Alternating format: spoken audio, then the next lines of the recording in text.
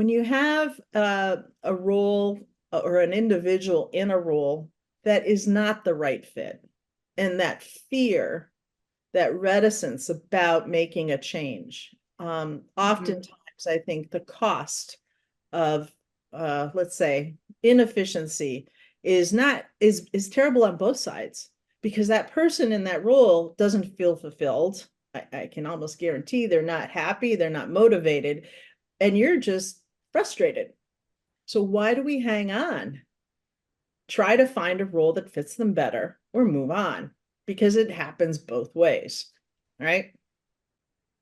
Well, that's always a challenging conversation, which is what Sure. it's one of the first things on the list is we're brought in from an interim basis, say, assess the people you're brought in, tell me who doesn't fit. They already know the answer. Now help me make the hardest thing to do, or my favorite quote, the hardest thing to do is to do the things that we know we should be doing and we don't. What does that conversation look like? Because what we know that we need to serve them and we need to serve the company. Sometimes those are aligned when we're making those tough decisions. Sometimes they're not. Usually they're more aligned than we think. When you look at aligning the people as strategy and you're talking through the conversation with them, here's the road that we're about to go down. What does that conversation look like with that individual?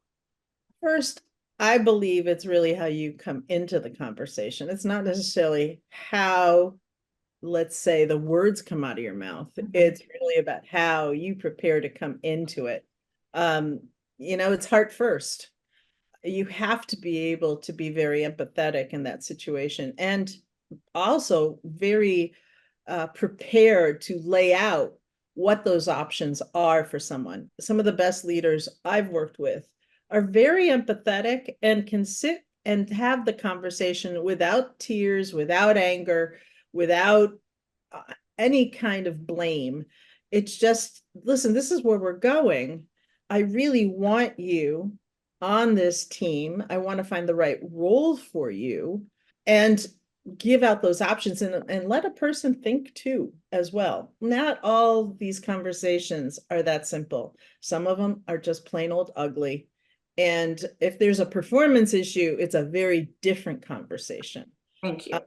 but if it's really about trying to redeploy someone in a role that may be better for them, it's really a conversation in two people, open and with a lot of heart. Because I don't want anybody to think I'm criticizing their work.